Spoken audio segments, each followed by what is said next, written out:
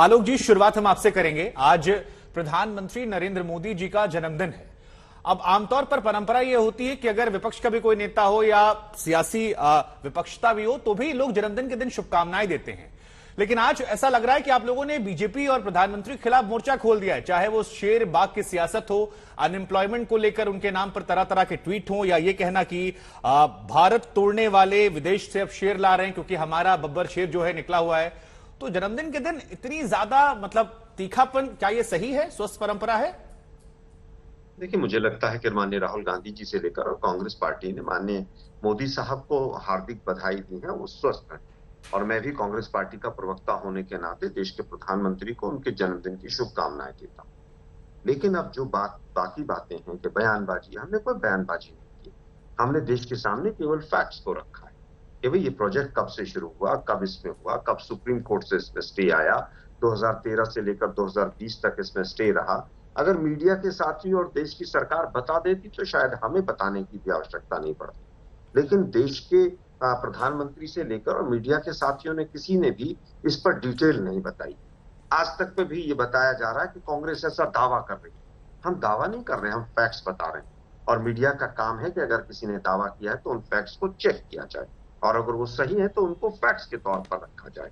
लेकिन दावा कर रही है कांग्रेस, बयानबाजी कर रही है, तो मीडिया के साथी जब इस तरह की भाषा का इस्तेमाल करते हैं तो स्वाभाविक है कि हमें देश को सच्चाई बतानी होती है कि प्रशासन हो, राजनीति हो या सरकार हो, वो निरंतरता से चलती है।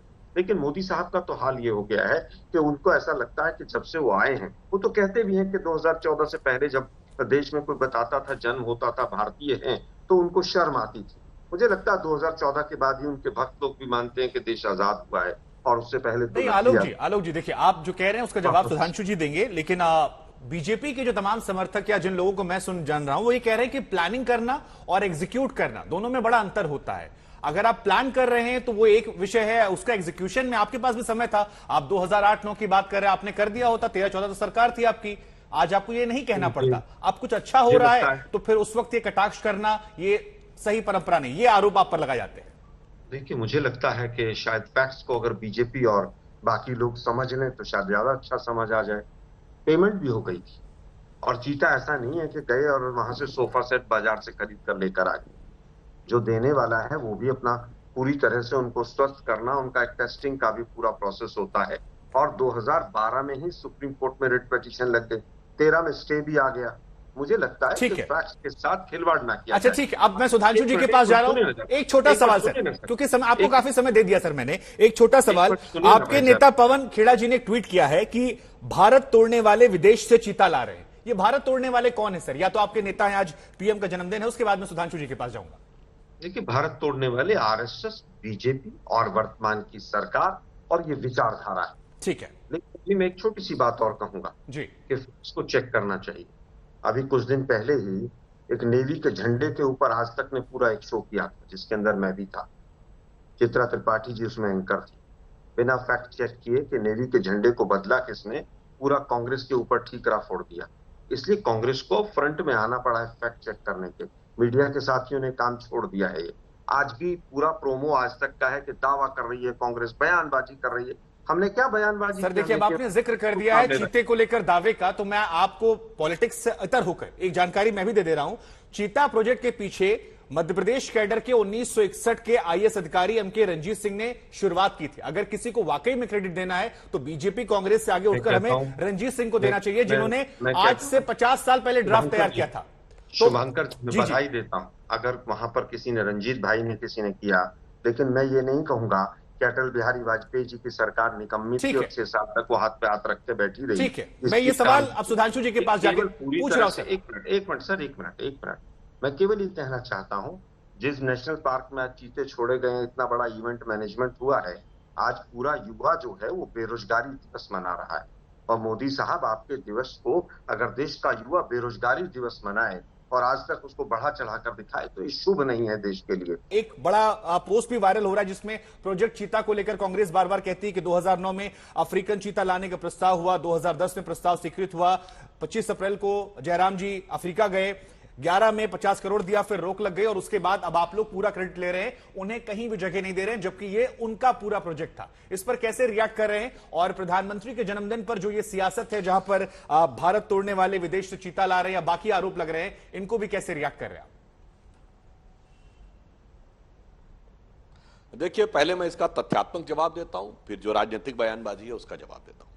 यदि कांग्रेस की बात सत्य मानी जाए तो इनका यह कहना है कि इन्होंने इस प्रकार का एक प्रस्ताव बनाया था जिसके ऊपर बाद में रोक लग गई, स्टे लग गया और वह कार्य आगे नहीं बढ़ पाया। तो इस संदर्भ में मैं आलोक जी को याद दिलाना चाहता हूं, आप ही की पार्टी की सरकार में आपकी ही पर्यावरण मंत्री थी जयंती नटराजन। उन्होंने जब इस्तीफा दिया तो उन्होंने क्या कहा कि पर्यावरण के मुद्दे को लेकर आप ही की सरकार से जुड़े लोग जाकर स्टे लाया करते थे, वही अनेक प्रकार के दबाव बनाया करते थे सरकार के ऊपर, जिसकी वजह से पर्यावरण की वजह से प्रोजेक्ट सैंक्शन नहीं हो पाते थे। इतना बड़ा अवरोध उत्पन्न हो गया था और बाद में उन्होंने ये कहा कि ठीकरा हम पे फोड़ा जाता था। कारण क्या था ना, वो जो आपके यहां नेशनल एडवाइजरी काउंसिल बनी थी, जहां आपकी त्याग की प्रतिमूर्ति आपकी राष्ट्रीय अध्यक्षा जी उसकी अध्यक्ष बनी थी, जो प्रधानमंत्री नहीं बनना चाहती थी पर कैबिनेट मंत्री के रैंक पर वहां अध्यक्ष बनी थी। उसमें ऐसे ऐसे महानुभाव लोग थे जो हर चीज में मतलब खाए ना पाए तो ढरकाए दे वाली बात पे विश्वास रखते थे। और इसी वजह से इतना ही नहीं, प्रोजेक्ट चीता की बात जो आप कह रहे हैं वो तो एक अलग विषय रखिए। भारत चीन की सीमा के ऊपर जब हमारी सरकार आई है, कितने ही रोड के प्रोजेक्ट केवल कंस्ट्रक्शन नहीं होने दे रहे, सब पर्यावरण को लेकर रुके हुए थे। तो हम लोगों ने एक निश्चित दूरी के अंदर सीमा के थे सारे प्रोजेक्ट्स उनको क्लियर किए। अब बड़ी आश्चर्य की बात यह लगती है शुभंकर जी, कौनो चीज हो, एक कहावत होती है लागी छूटे ना अब तो सनम चाहे जाए जिया। मतलब कोई भी चीज होगी तो मोदी जी को लेकर किसी न किसी बात पे कोई ना कोई विरोध करना है। अरे भाई चीते आ गए, इसमें तो कोई राजनीतिक विरोध का मुद्दा ही नहीं था, परंतु इसके बाद भी इस प्रकार का बात करना। आप कल बताइए वहां एससीओ की मीटिंग में तो लाल आंख नहीं दिखाई, उसके ऊपर है। आज कह रहे हैं चीते आ गए तो उसके ऊपर है। अब वो कह रहे हैं पवन खेड़ा जी, अब राजनीतिक जवाब देता हूं, उन्होंने कहा कि साहब वो शेयर निकला हुआ है। शुभंकर जी अभी बोल रहे थे आलोक जी बेरोजगारी की बात। हकीकत में भारत की राजनीति का चिर युवा राजनीतिक बेरोजगारी की वजह से त्रस्त होकर विक्षिप्त होकर सड़क पे निकला हुआ है। और कोई ये कहे, अभी जयराम रमेश जी क्या बोलते दिखाई पड़ रहे थे आपके, कि साहब राहुल गांधी की यात्रा की वजह से भाजपा ने गोवा में सरकार गिरा दी और झारखंड में गड़बड़ कर रहे हैं, गोवा में उनके विधायकों को तोड़ लिया, वो मणिपुर और दूसरी जगह पे तोड़ लिया। इसके लिए जानते हैं संस्कृत में कहावत होती है जिसे कहते हैं काकतालीय न्याय।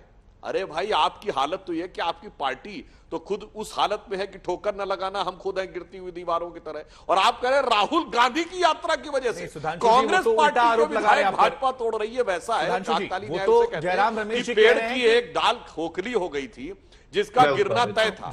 सुधांशु जी, जयराम जी तो कह रहे हैं कि आप लोग हेडलाइन मैनेजमेंट के लिए कर रहे हैं। आ रहा हूं, गिरना तय हो जाता। वो लोग कह रहे हैं कि हेडलाइन मैनेजमेंट के लिए आप लोग कर रहे हैं। ये जो गोवा में हुआ या जो यहां पर चीते लेकर आए, ये आप लोग क्योंकि राहुल गांधी की भारत जोड़ो यात्रा डर गए। जो हेडलाइन मैनेजमेंट की बात कह रहे हैं, मैं उसी बिंदु पे आ रहा हूं। देखिए हकीकत क्या है कि जिनको अपनी जमीनी हकीकत और अंदर जो कुछ खोखलापन हो गया है, दीमक की तरह पार्टी खत्म हो रही है, उसका आभास नहीं है। इसीलिए मैंने जो काकतालीय न्याय कहा है, जानते हैं किसे कहते हैं? कोई एक पेड़ अंदर से खोखला हो गया था, अब उसका गिरना ही था, पूरी दीमक ने उसको खा लिया था। अचानक एक पक्षी आके उस पर बैठे और वो कहे पेड़ गिर जाओ, क्या पक्षी को देखा? ये तो मेरा प्रताप था कि मेरे बैठते ही पेड़ का इतना बड़ा हिस्सा गिर गया। मुझे लगता है कि कांग्रेस वाले कहीं ना कहीं राहुल गांधी जी को लेकर इसी मनोवृत्ति के शिकार हो गए।